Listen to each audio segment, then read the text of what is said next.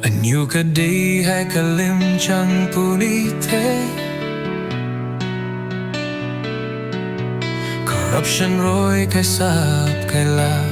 Oh no. Asa aniw mik tang wi na long bam ni. Tao thu ka gang gong tâm mik rak pato. Ta to chum mai khao ding to. Pu to tal bui pu atrit aniw phong bam mai.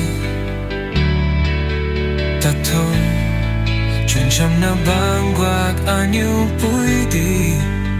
Kasyam tao di ko.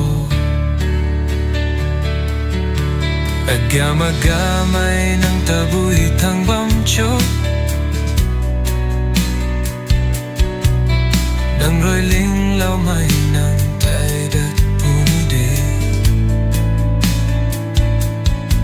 Ding tip na tan su tao di ko bao na. Bapui kan di kang